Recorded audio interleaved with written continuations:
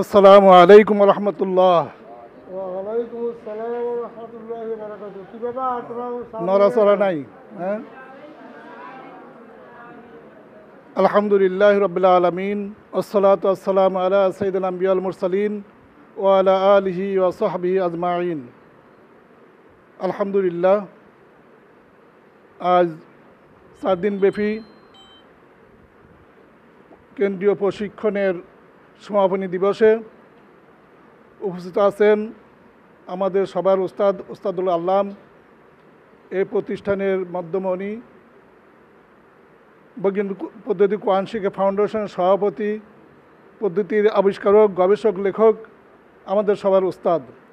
আরও উপস্থিত আছেন বাম পাশে এই প্রতিষ্ঠানের সম্মানিত মহাসচিব, আমার ডান পাশে প্রচার সম্পাদক, জেলা পরিচালক, সহকারী জেলা পরিচালক, শিক্ষার্থীর নতুন পুরাণ, আমার সামনে যারা উপস্থিত আছেন সবাইকে ধন্যবাদ জানিয়ে আমি আল্লাহর শুকরিয়া আদায় করছি। সবাই আলহামদুলিল্লাহ। দরুদ পড়ি সেই নাবির প্রতি, যে নাবির ভালোবাসা যার যত গভীর হবে তার নাজাত তত সহজ হবে।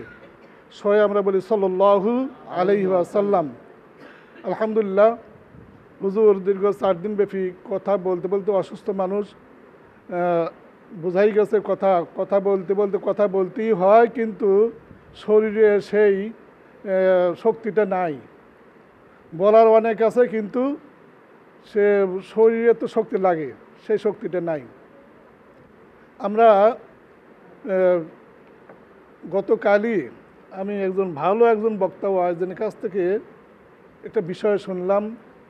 আব্দুল রাজ্জাক বিন ইউসুফ, ওনার ছেলে, ভালো অনেক বড় মাপের আলেম, আবদুল্লাহ বিন ইউসুফ, উনি বলতেছে 2টি কাজ করলে জান্নাতে যাওয়া যাবে।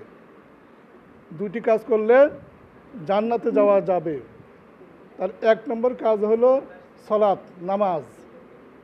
1 নম্বর কাজ কি? সালাত, নামাজ। দ্বিতীয় কাজ হলো কোরআন শিক্ষা করা। দ্বিতীয় কাজ কি? কোরআন শিক্ষা করা। আমরা আলহামদুলিল্লাহ আলেমদের মুখ থেকে যখন, গুরুত্বপূর্ণ ব্যক্তিবর্গের মুখ থেকে যখন কথা বলি, শুনি, তখন আমরা আমাদের দেশের সাথে মিলাই যে আমরা এই ভালো ভালো যে কাজের কথা উল্লেখ করে এর সাথে আমরা সম্পৃক্ত আছি কিনা। যদি থেকে থাকি তাহলে আলহামদুলিল্লাহ, হ্যাঁ, আমরা লাইনে আছি। কোথায় আছি বলেন তো? লাইনে আছি। অতএব আমরা যে কাজগুলি করছি, এখন আমরা অনেক সময় খেয়াল করি ওই টিকটিকি নেও যে উপরে থাকে, উপরে ওটা যখন পড়ে যায়, কিছু ছোট ছোট পিপিলিকা ওইটাকে বহন করিয়া নিয়ে যায়, কিন্তু আমরা খেয়াল করি বড় একটা টিকটিকি ছোট ছোট পিপিলিকা কী করে বহন করে নিয়ে যাইতে থাকে। চিন্তাই করা যায় না যে ও কি এত শক্তি করতে পাইল। হ্যাঁ, শক্তি কি একার পক্ষে কি সম্ভব? একার পক্ষে সম্ভব নয়। তার মানে কি, অনেকগুলি পিপিলিকা কি হয়েছে, একত্রিত হওয়ার কারণে বড় কিছুকে বহন করে নিয়ে ওদের আশা পূর্ণ হয়, গন্তব্যস্থানে পৌঁছানো যায়। অতএব আমরা একটা বিষয় নিয়ে আমরা ব্যস্ত ছিলাম, এখনও আমাদের সে ঘুম এখনও ছাড়েনি। হ্যাঁ, আমরা নিজেরাই বুঝতেছি না, ইমানের দুর্বলতা হলে যা হয় সেটাই হচ্ছে। আমরা একার পক্ষে যত বড় মানুষই হোক না কেন, একার পক্ষে ভালো কাজগুলি আঞ্জাম দেওয়া সহজ হয় না। 10 জন মিলে যত বড় কাজ করা যায়, একজন বড় মানুষও তার অর্ধেক শিখি কাজও করতে পারে না। অতএব আমরা আল্লাহ শুকরিয়া যে এমন একটা কাজের সাথে সম্পৃক্ত হয়েছি যে কাজটা আল্লাহর দুনিয়ার সবাই পছন্দ করবে। সেই সাথে আল্লাহ পছন্দ করে, ফেরেশতা মণ্ডলী পছন্দ করে, আল্লাহ রসুল, সাহাবা কেরাম সবাই যে কথাটাকে গুরুত্ব বেশি বেশি দিয়েছে, সেই কাজের সাথে আমরা কি আছি, সম্পৃক্ত আছি। অতএব আমাদেরকে খেয়াল করতে হবে। আমরা জানি যে মুরগি, আমরা একটা ঘটনাকে উল্লেখ করি যে মুরগি খাঁচার মধ্যে আছে। মুরগি কিসের মধ্যে আছে? খাঁচার মধ্যে আছে। অনেকগুলি মুরগি আছে। শিয়াল বলছে, তোরা খাঁচার মধ্যে আসিস, হ্যাঁ, আফসোস হয় তোদের জন্য, বড় আফসোস হয়। হ্যাঁ, তোদেরকে খাঁচার মধ্যে আটকায় রাখছে, খাঁচার মধ্যে আটকায় রাখছে, তোদের স্বাধীন কবে হবে? হ্যাঁ, এই চিন্তায় আমি মর্মাহত বেদনায় কষ্টে ভুগছি। তোদের মুক্তি কবে হবে? কবে হবে তোদের মুক্তি? হ্যাঁ, বলেন তো, যে মুক্তি চাচ্ছে খাঁচার মধ্যে যে মুরগিকে রক্ষা করার উদ্ধার করার জন্য, এটা কি ভালো লক্ষণ? হ্যাঁ, এর লক্ষণটা ভালো নয়, এর লক্ষণটা ভালো নয়। কারণ শিয়ারের আহ্বান, তাই না, তার যে চিন্তা চেতনা, এটা কি ভালো? হ্যাঁ, এজন্য খেয়াল রাখতে হবে, মুরগি নিরাপদ খাঁচার মধ্যেই, মালিকের খাঁচার মধ্যেই মুরগি নিরাপদ। অতএব এটার সাথে আমরা আরেকটা উদাহরণ দিতে পারি, আজ বেহায়াপনার 6 লাভ, তাই না? পর্দার ব্যাপারেও কিছু আছে, পর্দার ব্যাপারে কিছু আছে না?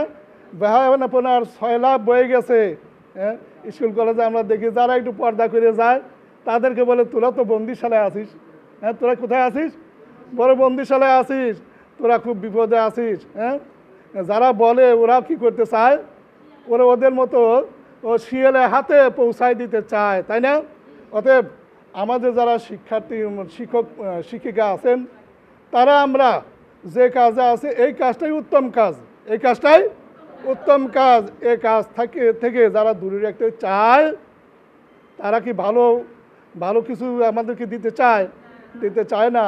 আর একার পক্ষে ভালো কিছু করা সম্ভব নয়। অতএব কী করতে হবে? আমাদেরকে সঙ্গবদ্ধই থাকতে হবে, রাখতে হবে। তাহলে আমরা কি হব? সফলতার দ্বারপ্রান্তে পৌঁছতে পারবো। অতএব আমরা আজ যে এখানে আসলেন, কেন্দ্রে আসলেন, হুজুর চেষ্টা করছে, কিন্তু সেই দিন যাচ্ছে দুর্বল হয়ে যাচ্ছে। তো আমরা যদি সহযোগিতা না করি তাহলে কি হবে না? হ্যাঁ, হুজুরের পক্ষে আমাদেরকে সে কথাগুলি, তার মনের কথাগুলি পৌঁছায় দেওয়া সম্ভব হবে না। এই যে এতগুলি মানুষ আসলো, আবার যদি সামনে রোজার পরে আবার ডাকা হয়, আবার যদি এভাবে আসে, দৌড়ে প্রশিক্ষণ দেয়, এখানে যদি আসে, তাহলে সারা বাংলাদেশে যারা আপনারা এখান থেকে প্রশিক্ষণ নিয়ে গেলেন তারা যদি একটু প্রচার করেন। হ্যাঁ, আমরা দেখছি, খেয়াল করছি, আমাদের জেলাতেও প্রশিক্ষণ করাইতে গিয়ে দেখা গেছে কি, ওরা সুন্দর বলতে পারে, কিন্তু একজন দাঁড়া করে দেয়, তখন আর পারে না। এখানে হুজুর শেষ পর্যন্ত যে প্রশিক্ষণ করালেন, সব বিষয় পড়াইছে না, সব বিষয় রিপিট করছে, অনেক জানা আছে, অনেক কিছু যা আমাদেরকে কবরে যেতেই হবে। যদি এই সাথে সম্পর্ক থাকে, যদি কবরে যাই, তাহলে কি হবে? আমরা কোরআনওয়ালা হয়ে আমরা কি কবর যাইতে পারবো, কোরআনওয়ালা হয়ে। অতএব আজ আমি আর কথা বাড়াইতে চাচ্ছি না। সামনে হুজুর সম্মেলনে ডাক দিয়েছেন, সম্মেলনের ব্যাপারে আমরা স্বতঃস্ফূর্তভাবে সারা বাংলাদেশে, এখন তো সবার মোবাইলের যুগ, আমরা বেশি বেশি প্রসার করব। আমরা আবার একসাথে হই, আমাদের ভুল ত্রুটিগুলি শুধরায় নিয়ে আবার সামনে কীভাবে আগায় যাওয়া যায় সে পথকে যেন আমরা সুগম করতে পারি। আল্লাহ আমাদের সে তৌফিক দান করুক। ওমা তৌফিক ইল্লা বিল্লাহ। আসসালামু আলাইকুম ওয়া রাহমাতুল্লাহ।